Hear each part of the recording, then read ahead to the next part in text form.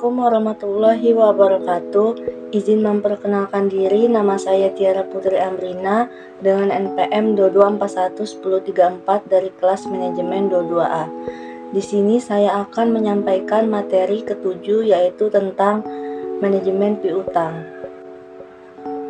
Di sini saya akan menjelaskan definisi manajemen piutang. Manajemen piutang adalah proses mengelola piutang yang dimiliki oleh suatu perusahaan atau organisasi. Piutang merujuk pada uang yang belum diterima oleh perusahaan dari pelanggan atau klien yang telah membeli produk atau jasa mereka. Manajemen piutang merupakan aspek penting dalam pengelolaan keuangan perusahaan karena dapat mempengaruhi likuiditas dan profitabilitas perusahaan. Kemudian, apa itu pengertian piutang?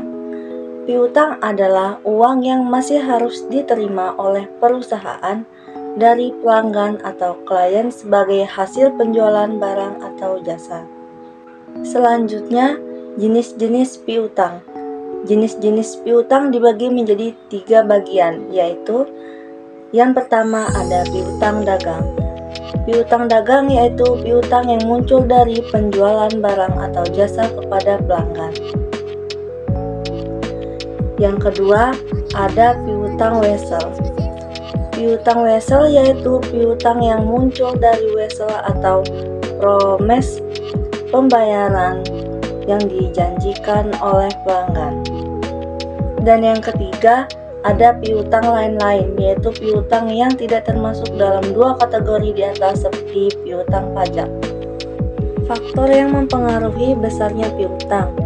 Pertama, volume penjualan kredit. Semakin besar volume penjualan kredit, makin besar investasi yang tertanam dalam piutang. 2. Syarat pembayaran atau termin. Semakin lama masa kredit, semakin besar investasinya. 3. Ketentuan tentang pembatasan kredit. Batasan kredit dapat berupa kuantitatif, plafon kredit atau limit jumlah kredit. Semakin besar plafon kredit berpelanggan, makin besar investasi yang diperlukan. Dan kualitatif, selektif terhadap pelanggan kredit. Makin ketat seleksi, akan semakin memperkecil investasi dalam piutang. 4. Kebijakan pengumpulan piutang. Pengumpulan piutang dapat bersifat aktif atau debit collector. Pengumpulan piutang lebih tepat waktu, tetapi perlu tambahan biaya. Pengumpulan piutang atau pasif yaitu keyakinan bahwa debitur menepati janji, maka risiko tertunggaknya piutang lebih besar. 5. Kebiasaan membayar dari para pelanggan.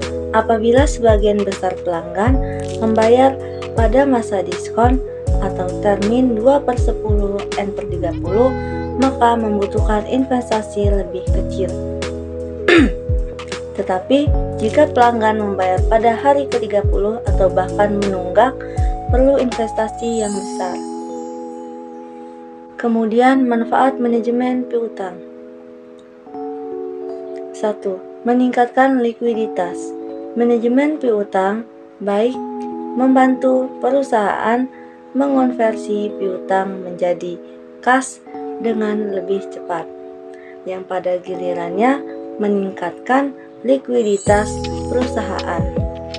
Dengan likuiditas yang lebih baik, perusahaan dapat memenuhi kewajiban keuangan yang mendesak dan menjalankan operasinya tanpa gangguan. 2. Mengurangi risiko piutang macet. Manajemen piutang yang efektif membantu perusahaan mengidentifikasi dan mengurangi risiko piutang macet. Ini dapat mencakup penilaian kredit yang lebih cermat terhadap pelanggan, penggunaan prosedur penagihan yang efektif, dan tindakan penagihan yang tepat waktu. 3. Meningkatkan profitabilitas dengan mengurangi kerugian yang disebabkan oleh piutang macet dan dengan mengoptimalkan proses penagihan. Manajemen piutang dapat berkontribusi positif terhadap profitabilitas perusahaan. Kas yang diterima lebih cepat dapat digunakan untuk investasi atau membayar hutang dengan bunga tinggi yang mengurangi biaya perusahaan. 4. Meningkatkan pengendalian dan transparansi keuangan. Manajemen piutang yang efektif membantu perusahaan memiliki pengendalian yang lebih baik terhadap keuangan. Dengan sistem yang baik, perusahaan dapat melacak dan memonitor piutang dengan lebih baik, memberikan visibilitas yang lebih besar terhadap posisi keuangan saat ini. 5. Meningkatkan hubungan dengan pelanggan. Dalam beberapa kasus, manajemen piutang yang baik dapat membantu memperkuat hubungan dengan pelanggan. Prosedur penagihan yang profesional dan pengelolaan piutang yang adil dapat memberikan citra positif tentang perusahaan di mata pelanggan. Dan yang keenam, meningkatkan keputusan bisnis. Manajemen piutang yang efektif juga memberikan data dan informasi yang berharga untuk mengambil keputusan bisnis yang lebih baik. Ini termasuk pemahaman tentang profil kredit pelanggan, tren pembayaran, dan perkiraan arus kas masa depan. Analisis manajemen piutang. Yang pertama, karakter.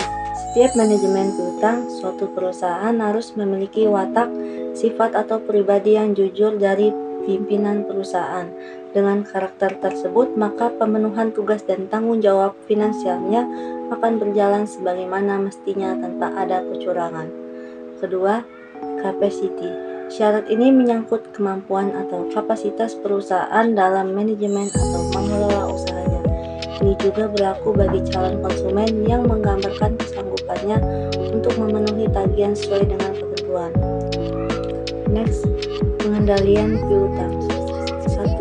Penyaringan pelanggan. 2. Penentuan risiko kredit. 3. Penentuan potongan-potongan. 4. Pelaksanaan administrasi yang berhubungan dengan penarikan kredit. 5. Penentuan ketentuan-ketentuan dalam menghadapi penunggak.